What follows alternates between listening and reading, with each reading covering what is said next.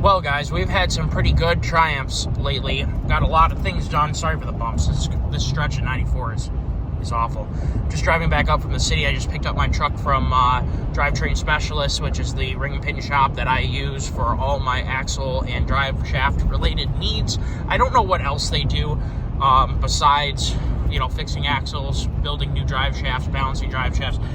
That's what I've used them for. They very well might do other things like replacing transfer cases or rebuilding T cases. I don't know what they do in that regard, and I don't think they do transmissions, but that doesn't mean that they don't. They have been very good guys to me, and just everyone that works at that place is knowledgeable and straightforward, and just in general good people. And I like to keep using them, and I do use them. The problem is that they sent the truck home with nothing done to it, and it's not their fault. So we're going to unpack this, and it's very disappointing to me. I took for granted that since 2005, all Super Duties, whether they were 250, 350, 450, were all Dana Super 60s. They all have 10-inch ring gears. They all have big pinion splines. They all have, if I'm not mistaken, it's 12-bolt ring gear, 12 bolts to hold the ring gear onto the diff. In short, Ford changed it up without any announcement. I had no idea that they were going to a totally new axle for 2023 for the front. I knew all about the rear axle, and I was kind of excited for it because this Sterling 11.6 is supposedly, especially looking at the spec sheet, a huge strength upgrade in terms of axle tubes, axle shaft, pinion size, ring gear diameter, all the whole 9 yards. Sounds like it's an upgraded axle. The front is not that case. It is called the an M235. And my God, this stretch of road sucks. I'm so sorry, guys. It'll smooth out up here, I promise. It is called the M235. It is made by Dana, supplied to Ford per Ford specs, and it is a proprietary axle, which means nothing in it as of right now. Right now is early February 2024. They as in DTS are Dana, suppliers. They can't get any parts from this per Dana because this is a Ford-only axle. It has a different differential, different ring gears, different pinion, smaller pinion shaft.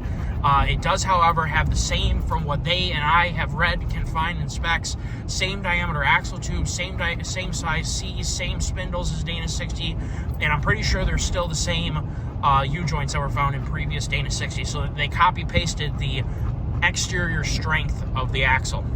We're going by Selfridge. We get ourselves a nice military helicopter. It's always fun seeing the tankers go by. I really like seeing those big tanker planes.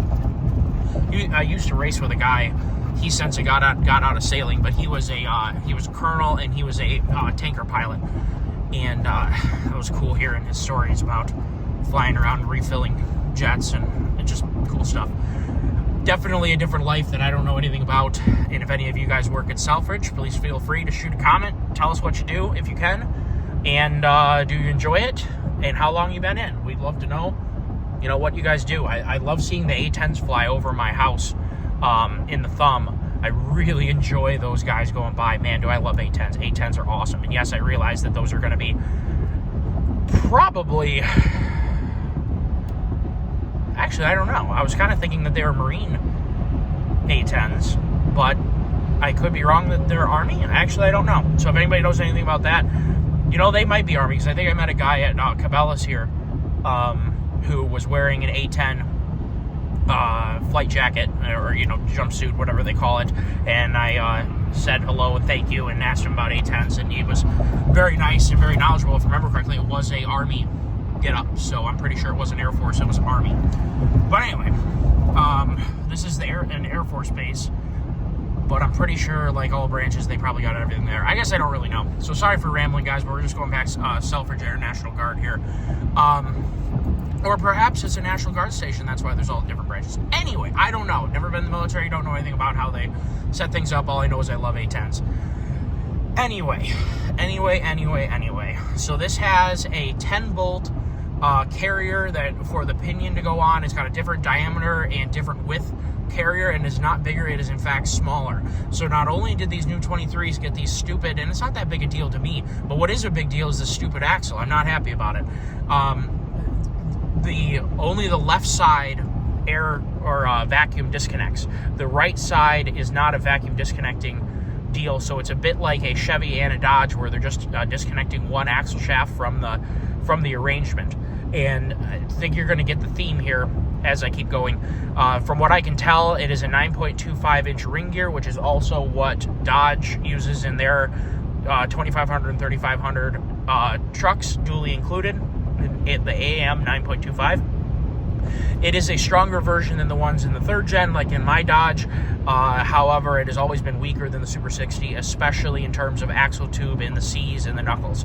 So, as far as I know, the internals of an AM 9.25 are really stout. It's the housing bending in the axle, or the axle tubes bending and the C's bending and the knuckles breaking that cause a problem on a Dodge. So in the same way, Chevy, as far as I know, is still using an AM 9.25 independent differential and independent front suspension differential. So it's using a similar, though I do not think it's interchangeable, carrier setup with a 9.25 ring gear, and I'm sure it's proprietary in some way. It's unfortunate they don't just make one axle type and put it in everything. It just seems like this would be so much easier if everyone had the same, Dana 60, everyone had the same Dana 44. There's differences. If any of you guys are into axles, there's differences to everything, even year to year. Things are changing constantly. So from what I'm reading, the spline diameter on the major diameter on this axle, this M235, is slightly bigger than a Dana 50, but slightly smaller than the old, like 90s Ford Dana 60 or the early 2000s where they started putting the Dana 60 back in after they realized the Dana 50 was a bad idea. 99, 00, and 01. As far as I know, 02 is when they started phasing back in the full Dana 60 into 1-ton single and dual rear wheel pickups. Oh my goodness. It's just a mess. If any of you guys are into, some of you guys might be new to this, where it's like, this is a mess. There are so many different years, combinations, changes mid-year of axles, transfer cases. It's just a mess. Transmissions, oh my God, it is a mess. So, unfortunately, we have, so getting back to it, this 235 is distinguishable by a 14-bolt cover, which is not the same as a M275 rear axle.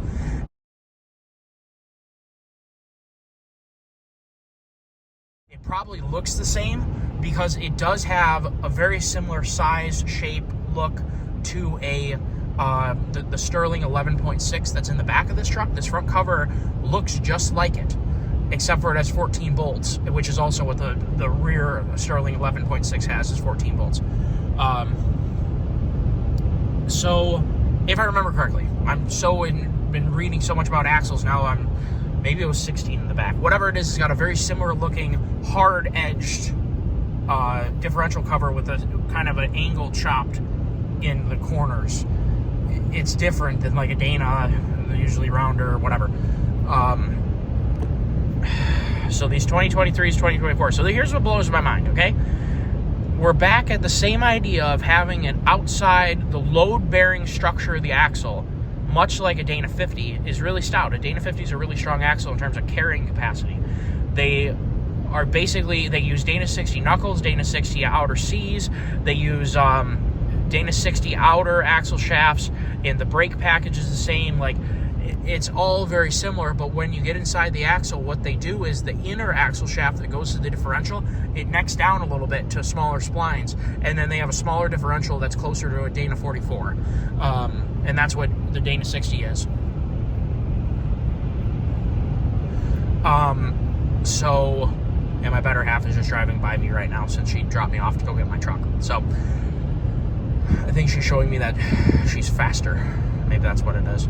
I just wanted to talk to you guys and make a video because on one hand I'm disappointed, but I'm happy that I'm able to share some valuable information because this is a buying issue to me for sure. One of the main reasons that I like to buy Fords in the past is the Dana 60. Having that strong axle, now I'm going to back up a smidge.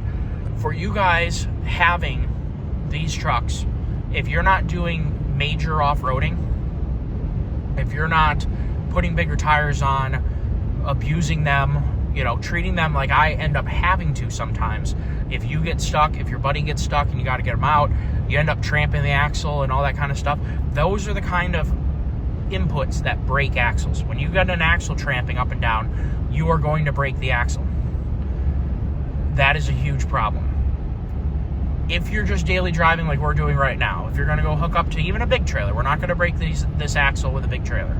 We're going to break this axle with, 37s with a lot of traction, or 35s with big lugs and a lot of traction, like you're really beating on it. The key is traction. If you have traction and you have, if you have traction, really, because this engine makes more than enough torque to break things, especially with how much gear reduction is in this package. You have more than enough power here to break something. The difference is on street tires, for instance, you have no traction. If you went off the road right there, see how muddy that is and nasty? Let's just say you had to get back onto the road and you were tramping your way up to the road and your front axle's going donk, donk, donk, donk, donk, donk, donk.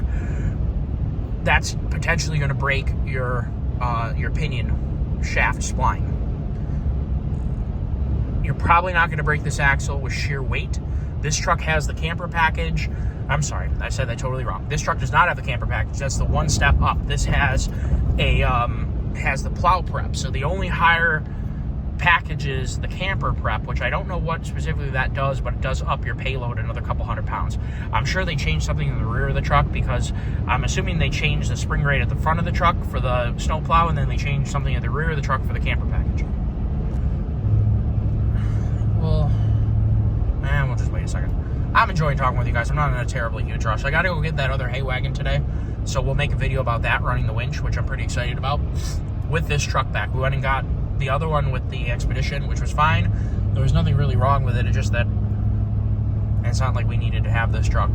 It's not that heavy, but I like driving my truck. I love this truck. That's why I'm so upset about it. I love this truck. This is an excellent truck. This is the best truck I've ever owned in terms of its ride dynamics, in terms of its comfort. But I'm really disappointed in Ford for going to a weaker axle. But here's what they did.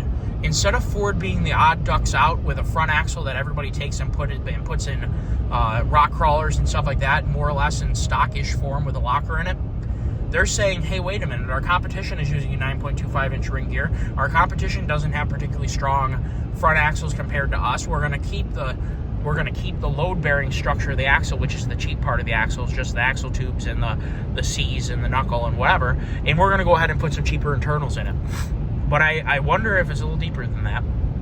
The other explanation that I can think of, and I'm sorry I'm a little bit congested, guys, this weather going from 53 degrees in the daytime and down to 30 at night is really screwing with me.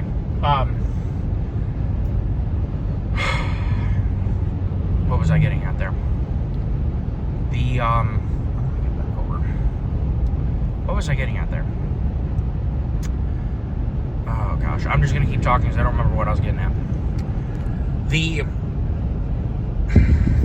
The competition is using, that's what I was talking about, the competition. The competition is, the Chevy front end is very weak because it's IFS. It's horribly weak. The Dodge front end is, the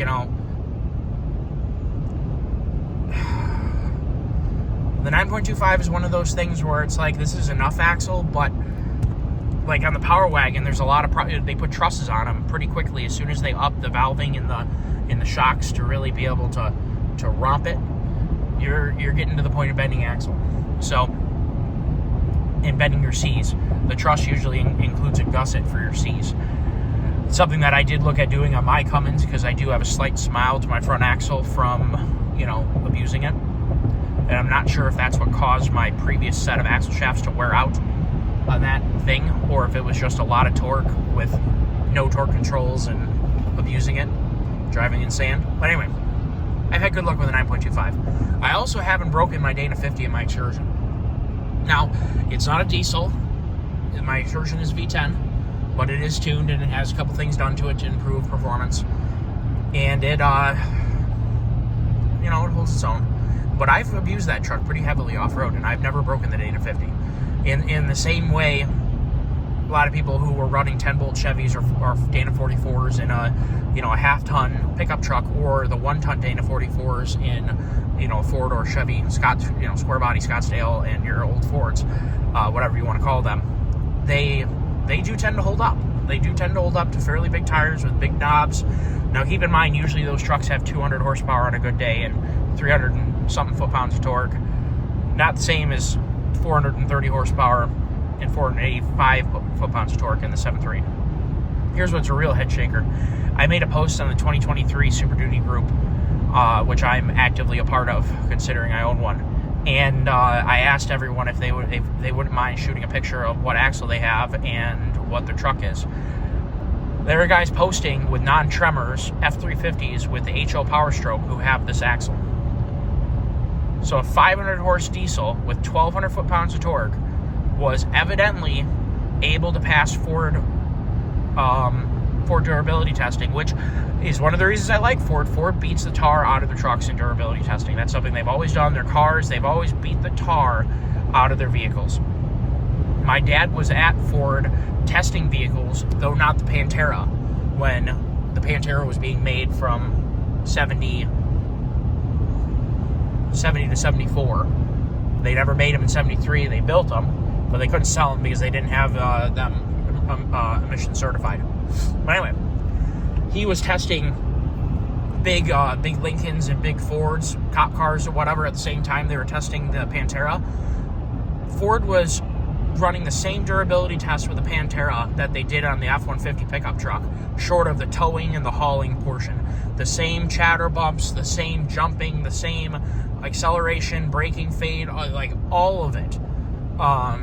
All of the salt baths and the driving it through water and everything else that Pantera went through.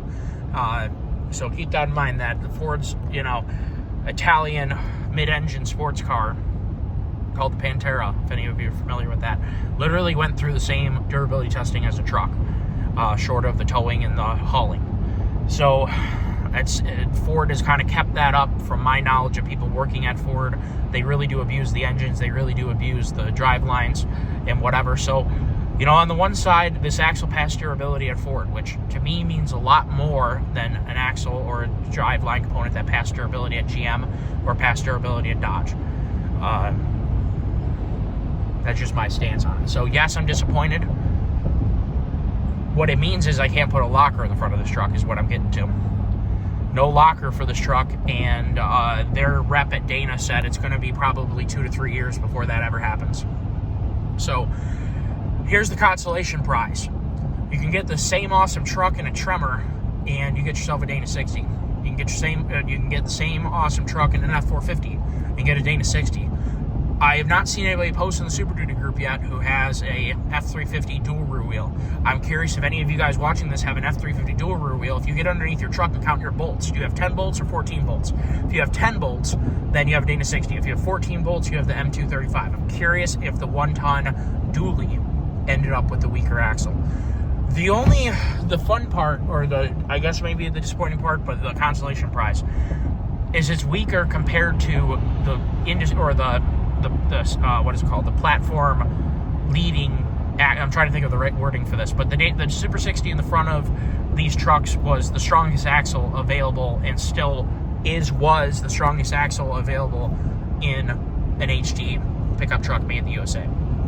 So, I mean, the 05 up Ford Dana 60 stronger than any of the Dodge Dana 60s, any of the Ford Kingpin Dana 60s, any of the Chevy Dana 60s, stronger than the 90s Ford Dana 60, stronger than the early 00 Dana 60, stronger than any Dana 60 before it.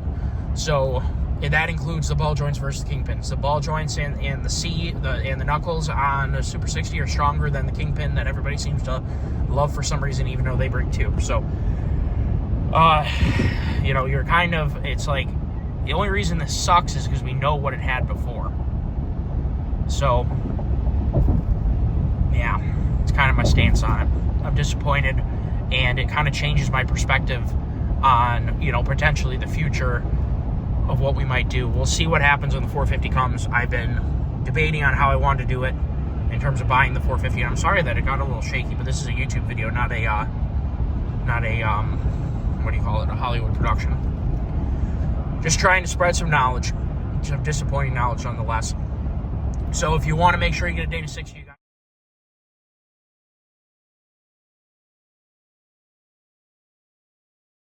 to get a tremor, you got to get an F450. I don't know about the dual rear wheel F350. My bet to you is that I bet they put this axle on a dual rear wheel 350. I haven't seen anybody post it yet, but my bet is that's the case. But if you have one, please get underneath it and see if you have It blows my mind that they are putting this axle with the HO Power Stroke in an F350. You know, you could almost make an argument that, for instance, like the 6.8 in a fleet truck, or 6.8. A lot of those 6.8s are being bought by like forestry and you know, commercial, government, that kind of thing. Could make an argument for this axle being put into a lower output gas truck like the 6.8 that was also being built on the cheap. I think for the 62.8 this truck's MSRP was, my truck's, I think it deserved to have the M258, which is or M256, what the heck, God, so many numbers in my head. The Dana 60. They're calling them by metric now. I think it's M258. But needless to say, I have the M235, which is extremely disappointing. I wouldn't have known. I guess I should have looked closer at the bolt count on the cover of the axle. It just never really crossed my mind that Ford would ever do that, because since 2005 this platform has had the same front axle and it's only gotten stronger over the years. So it's very disappointing. I would love to hear if any of you guys work at Dana or work at Ford and were involved in testing or whatever, if you happen to know, did they improve the metallurgy significantly to where this axle is strong enough to compare to the old one, but it has less rotating mass potentially? The only argument I could really see for this is, let's drop the rotating mass of the ring gear, and we'll the ring gear unit, which includes the ring gear and the differential, and that'll help fuel economy and whatnot. I just cannot understand why they would, and in the same way the pinion, drop the weight of the pinion, drop the weight of the axle slightly. I mean, I just can't believe it really makes that big a difference. We're talking pounds here. We're not talking 20 pounds. So yeah, very disappointing, but I wanted to make sure I got this out there for any of you guys considering purchasing a 2024 or a 2023 leftover, or if you already own one, you should at least know what you got. A lot of guys commenting on the Facebook group because it has a 14 bolt ring count. You know what it is? The Sterling was 16 and the M275 was 14. Let me correct myself from before. The Sterling 11.6 is 16 bolt ring cover, and this front and the M275 are both, the Dana M275 are both 14s. People were seeing 14 bolts on their front ring cover and thought that they had an M275 axle in the front. M275 is a rear axle. We're talking about a front axle here. If you have 14 bolts, you have the M235, and it's a weaker axle than the normal Dana 60. It looks externally very, very similar besides the cover design and the number of bolts on the cover. So 2020 to 2022, all your trucks will have a Dana Super 60, the 10-bolt axle. 2023 and up, it sounds like only the Tremor and only the F450 got the Dana 60, unless proven otherwise with the dual rear wheel 350. Because I'll tell you right now, an F350 with an HO Power Stroke has this axle. So as far as I'm concerned, you know, it's hard to say all of them, but my bet to you is Ford didn't just do that for no reason. They're all this cheaper axle. So not only did they cheapen up having no lockout on the right side of the axle, they also, which I don't necessarily have a problem with, why have more parts to fail? What we do have, though, is a cheaper, weaker axle, also in a diesel, a high output. It just blows my mind. What the heck, Ford? What were you thinking? You've done squirrely things with like the 7-lug light duty F250 from early 2000s. You've done some really dumb things. That 7700 GVWR F150 was kind of weird. What in the world are you guys thinking? Why would you take a proven platform and a mass-produced axle that you can get for, I mean, you can make the crap out of those things. Why in the world are we stuck with a new axle that you had to tool for? What were you thinking? So I'd love to hear if anybody works at Ford or were involved in this project. I would say that everyone I've talked to who has this axle is extremely disappointed, and I'll tell you right now, it's a really good way to lose customers who have been loyal. coming from a loyal Ford customer. It's a real good way to lose customers, Ford. What the heck? So thanks for watching. Hopefully that helped you a little bit. When I put this together, I'll throw some pictures in for you guys to help identify, but it's super simple. Count to 14 or count to 10. If you got 10, you got a Dayton 60. If you got 14, you got this axle if it's in the front of the truck. If you got 14, it's in the back, that's an M235. If you got 16 in the back, that's a Sterling 11.6, the new axle. So I don't understand why they made the rear axle meaty and then made the front axle weaker and then put it in an HO Power Stroke. Blows my mind. Absolutely blows my mind. The only thing I can think of is the metallurgy has improved significantly with that pinion, that they can get away with a smaller pinion and a smaller ring gear. But why would you make it now so it's a totally new axle that had to be retooled for? So you guys at Ford had to spend a piss load of money to do this. And then all of us have to spend a piss load of money to repair them, because now it's not a common Dana 60 that I can get differentials or bearing kits or all the 9 yards for. Oh, man, what a mess. What a mess. So we'll be hearing about this down the road, because being that it appears that all 250s and 350s get this axle, there's going to be a laundry list of people who need to eventually have service to the axle. U-joints are common. Wheel bearings, I don't know if the wheel bearings are the same between the two axles. The U-joints might be, but eventually the axles are going to have to get new bearings on the inside. And for sure the bearings around the differential unit itself are going to be different, because the differential is a different size. So that alone and seals are another thing, but what a mess. Very disappointing. So still love my truck in every single other way, but I cannot believe that Ford pulled the rug out from underneath us and gave us an inferior front axle.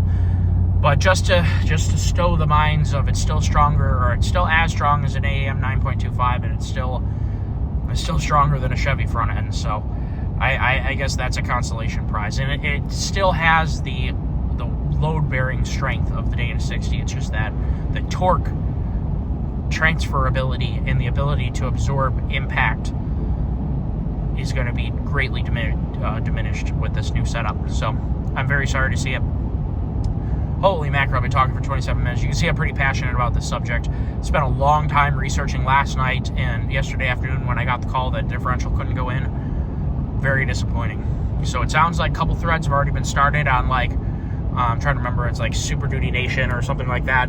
I think that's what it was called. I wrote CJC Performance to ask them what they knew about it. They haven't wrote me back yet. They're usually fairly responsive, and they get into a lot of building of trucks. I mean, I had ambitions of building this truck into a really cool multi-purpose off-road, on-road rig when the 450 came, but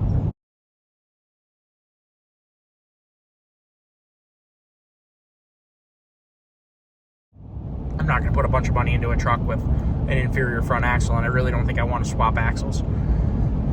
So we'll see what ends up happening. On the plus side, though, is we found out how awesome the 7.3 platform is, and I'm sure in the future we'll be using it for something. I would really like to dissect one if I can find one at a junkyard. I have a buddy who owns a junkyard, so or is co-owner of a junkyard, so maybe I can ask him if he can keep an eye out for a 7.3 that I can dissect, and then maybe we'll build it on the channel or something like that. I'd love to see the guts of this thing. Man, very disappointing. You guys have a great day. If you have one of these and you're just an on-road driver, don't fret, you're gonna be fine. Keep in mind, though, if you want to put big tires and really beat on it, I would do so with pause, and make sure you have a winch, and because you might not be able to rely on the front end. I'll tell you right now, you're not gonna be putting a locker in or a true track or anything. There's no differentials for this axle, so no modifications are going to be done right now to improve your off-road capability. Yes, you have a locking rear, which is great. A winch would be great, but I was about ready to get a my next step was going to be a Ford Performance winch on this truck, but I'm not sure I want to put any money into it, because I'm considering it might get turned in for the 450 when it comes. We'll see. You guys all take care, and have a good day.